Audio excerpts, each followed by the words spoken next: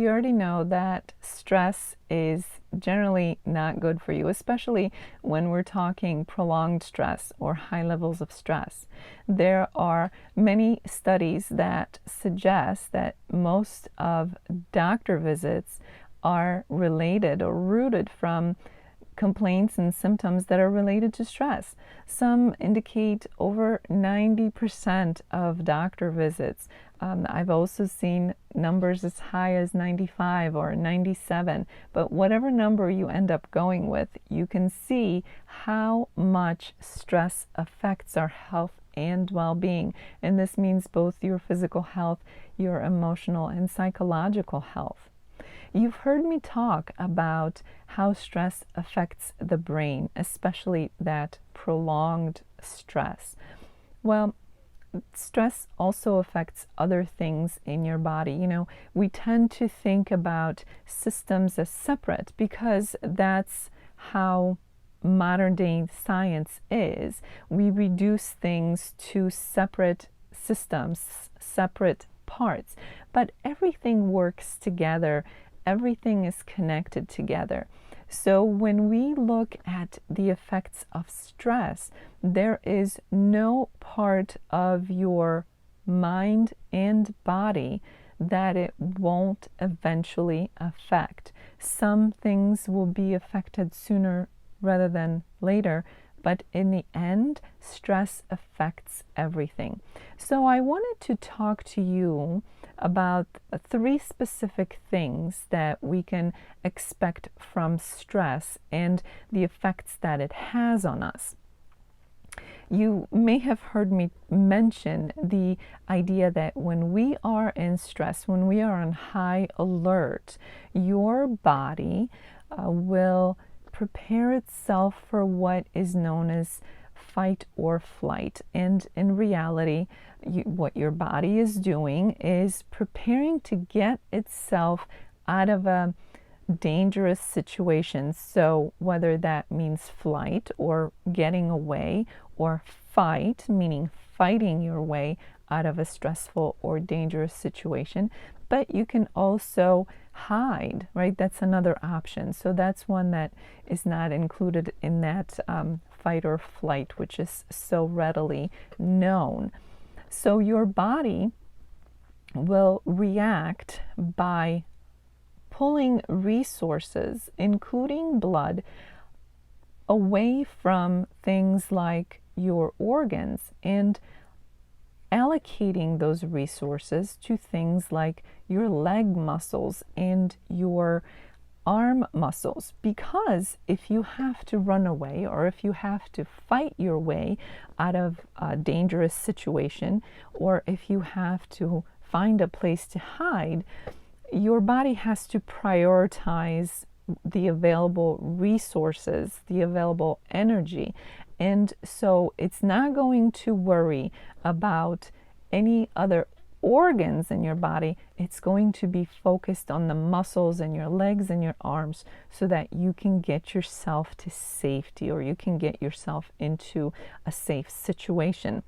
But what that means as a result is that those resources are no longer available for growth and maintenance. Now, that's not a problem if the stress is short term, but if the stress is prolonged or repeated over a long period of time, such as what we're finding in our modern societies, in our modern lives, then being on high alert, being stressed out all the time, means that on a regular basis now, you're not getting the resources that you need from your body for growth and maintenance. And this is what can translate into illnesses that ends you up in a doctor's office. The other part that is important to mention as far as stress affects is stress affects the immune system. If you are facing some kind of a danger where you have to run away or hide or fight your way out of a dangerous situation, again, this is a matter of assigning resources. Your body's not going to worry about perfect immunity or good immune system at the moment. It's allocating its resources elsewhere, again, to your arms and legs so that you can get away.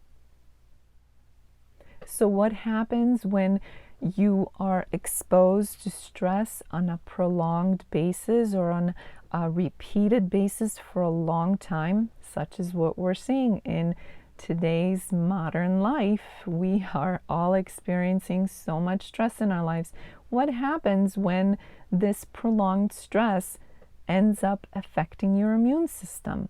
Well, you know, when your immune system is down, you are much more likely to be sick and much less likely or much slower to recover. So now we have growth and maintenance that are compromised, and now the immune system that is compromised. So those are two of the three things that I wanted to talk to you about that come with prolonged exposure to stress. So the third thing, you may not know about this and you may be surprised, when you are exposed to stress, especially on a prolonged basis, this can become a real issue. As you already know, as I mentioned, resources are directed in your body to your legs and arms to either run away, hide, or fight your way out of a dangerous situation. But something else happens. Blood is redirected within your brain. It is redirected away from the front part of your brain, which is the thinking and reasoning brain. This is the part of the brain that is the newest in the brain evolution for humans. This is the part of the brain that does your everyday intelligence, thinking, and reasoning. But when you are in a stressful situation, the activity in that brain is minimized. The blood vessels are constricted, and that blood is instead directed to the back of your brain, where you are not thinking but reacting, which is much quicker than thinking. This is because if you're in a dangerous situation, your thinking, everybody's thinking, is too slow.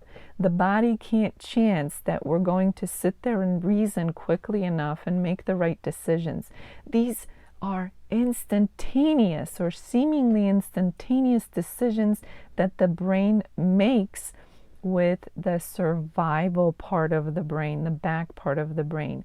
So when we are in a difficult, a stressful situation, dangerous situation, there's no time to think. We have to react much quicker than we would be able to if we were engaging in thinking and reasoning, which is why that front part of your brain that is devoted to thinking and reasoning gets the resources, the blood vessels are constricted, and that blood is moved instead to the back part of the brain, where we can react in a blink of an eye. We don't have to think about it in order to survive a dangerous situation, to get away, to fight, to hide, whatever we need to do.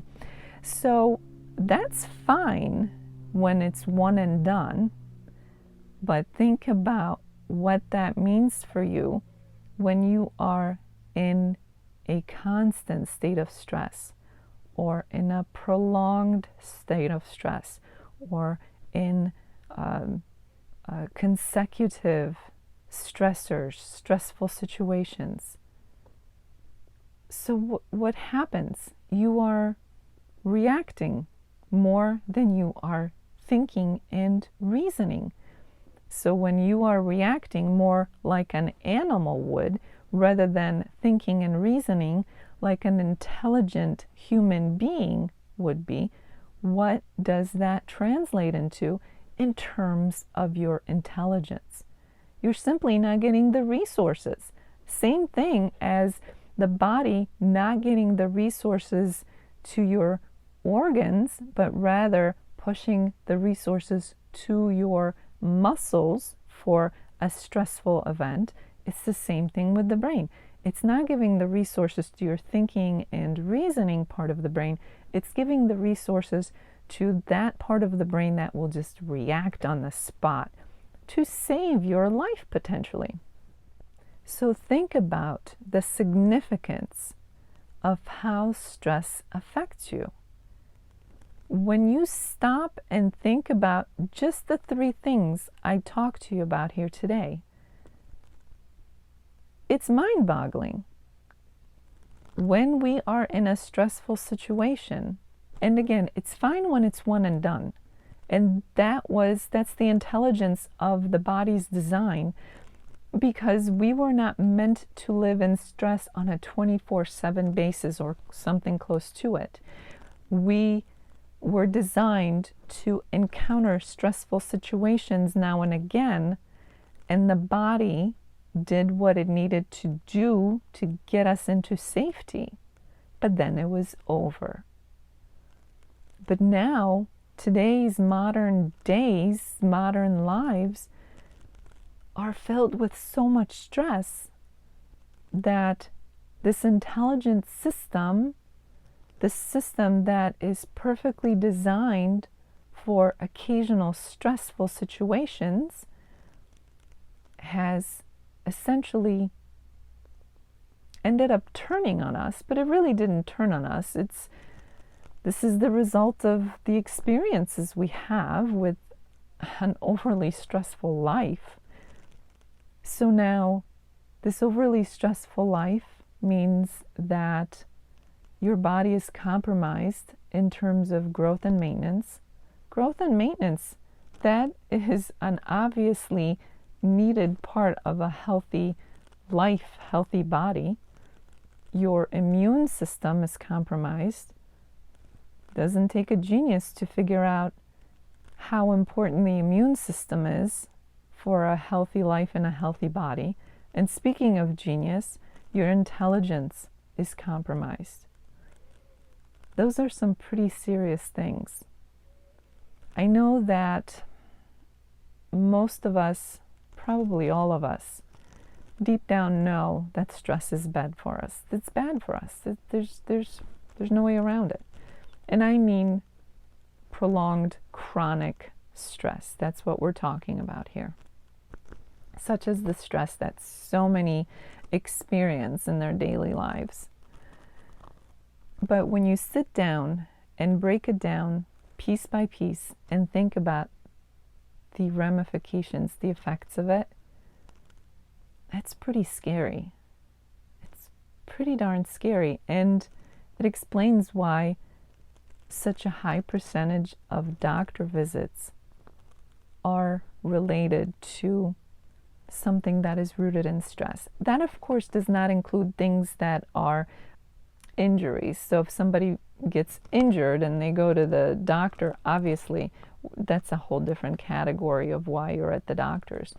But when you have some kind of an illness or sickness, such a high percentage of that is rooted in stress. But now that you know the things that I've told you today, it's not a mystery why that's such a high percentage. It's not difficult to see why. When we give our body no chance for growth and maintenance, and we reduce our immune system and its ability to protect us, and on top of everything else, the intelligence is compromised, how can you honestly expect to have a happy and healthy life and a happy and healthy body and mind? So I tell you this because I want you to be well informed, to make decisions in your life that will be decisions that help you. There are plenty of people who want to make decisions for you, who make decisions for you. But in order to be at your best, you absolutely have to take the wheel back and drive this bus yourself. And what better way than to be informed so that you can make informed decisions? Stress reduction is critical to your health and well-being. And understanding how harmful chronic stress is, truly understanding, can sometimes be what it takes to commit to making a change. If you want to learn more about a comprehensive approach to stress reduction, check out the link below.